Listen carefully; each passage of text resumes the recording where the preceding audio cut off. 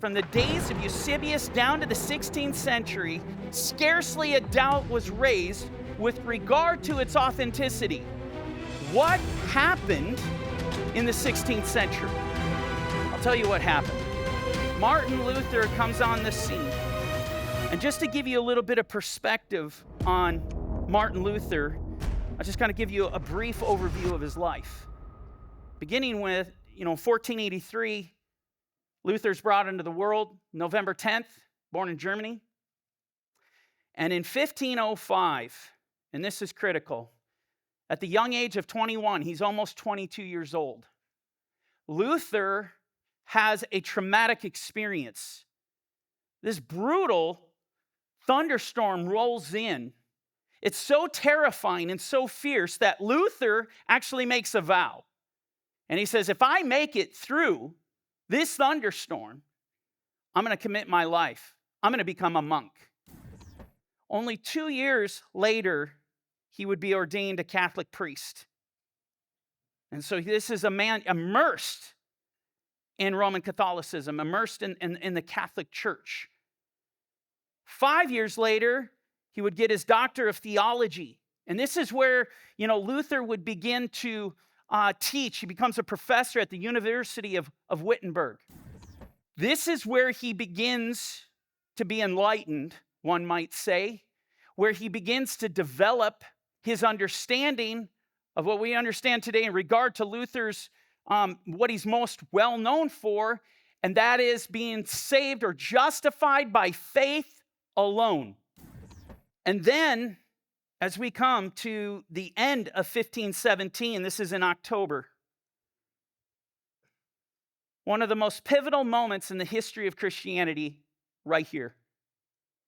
It's the birth of the Reformation. It's where Luther comes and nails his 95 Theses to the wall, to the church door at Wittenberg. And these 95 Theses ripped the Catholic Church to shreds. Rightfully so. Luther had definitely crossed a line here that many others would have never crossed. He got bold because he started to see the corruption that existed in the Catholic Church, and it was abhorrent to him. And I got to tell you, with so much of what Luther exposed in the Catholic Church, it was noble.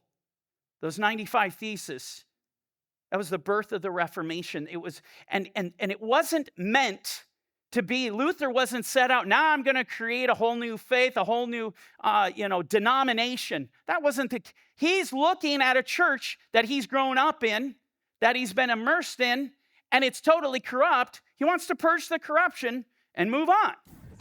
But then we move a couple years ahead, not very far, 1519, and then it gets into the very well-known Leipzig debate, and we could do multiple messages on that alone.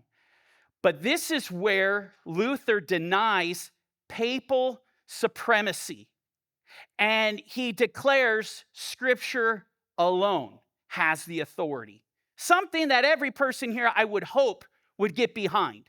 Looking at, the authority is here. It's not in man. Luther saw this.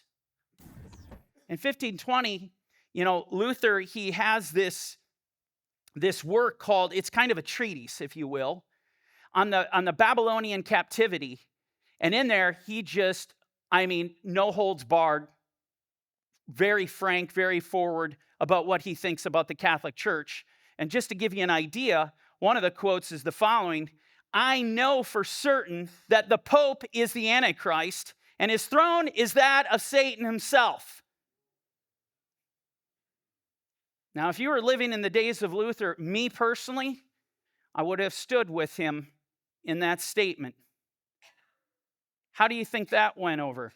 Well, the next year, he's excommunicated.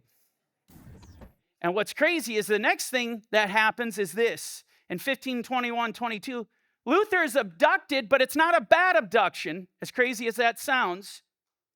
Frederick the Wise saw what happened, was terrified that Luther was going to be assassinated, or he was going to be arrested at the very least. He has him abducted, and he hides him away in Wartburg Castle. And this is where Luther, it's during this time of being hidden away in Wartburg Castle, where he would change the world. That is not hyperbole. He would actually change the world. He would take and literally translate the Bible. He moves it from Greek into German, because the mindset of Luther is the people, the poor people, the lay people, they need to have the word from themselves. Get it out of the hand of the corrupt Roman Catholic Church that is abusing its power. And you know, the mindset, the beauty of that thought is, man, the truth will set you free. Give the Bible to everyone. Luther is considered to be one of the most influential men in the history of Christianity. He's called the father of Protestantism. I can't tell you, I couldn't probably put it into words, the magnitude of this man and his influence. One thing that I want to highlight here in the totality of Luther's life is that moment at Wartburg Castle of him translating the Bible from Greek into German. And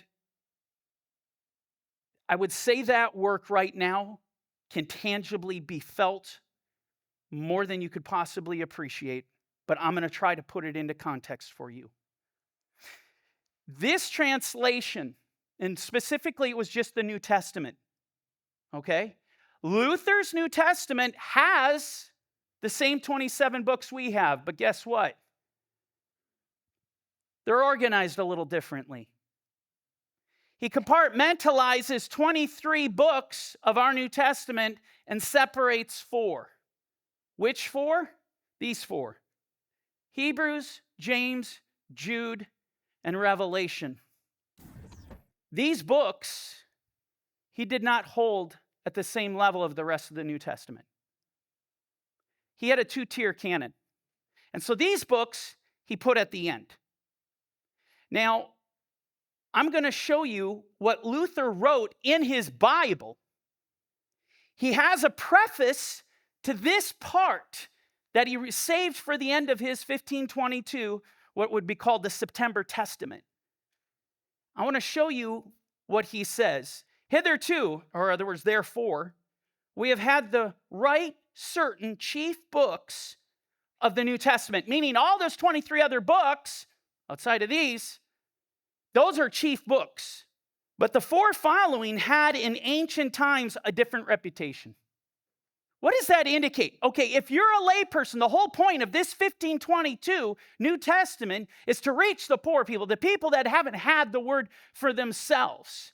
They don't have access to church history. They don't know. So if I'm reading my Bible and I'm going through the New Testament, I've read these beautiful 23 books, and then I get to this point and he tells me that Hebrews, James, Jude, and Revelation, let's say, have a different reputation. I'm going to tell you what I think. I'd be like, I don't want these. You know what blows my mind? You make a statement like this, that in ancient times, they had a different reputation. Well, do tell. The only problem is he doesn't tell. He says nothing. You make this radical statement, and there is nothing from the ancients that follows.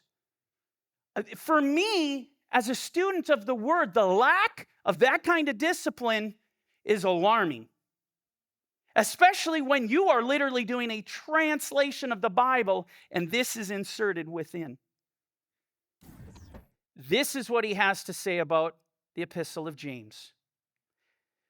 Though this Epistle of St. James was rejected by the ancients, I praise it and consider it a good book because it sets up no doctrines of men, but vigorously promulgates the law of God.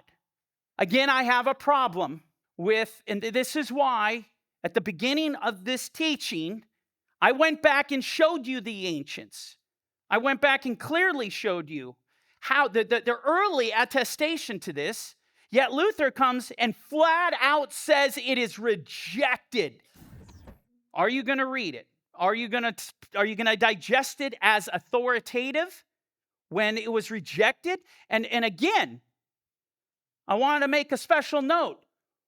Is he going to go on and show evidence? You make a statement like this, show me. What are you talking about? Nothing. Not a whisper. But he does go on and say this. However, to state my opinion about it, though without prejudice to anyone, I do not regard it as the writing of an apostle, and my reasons follow.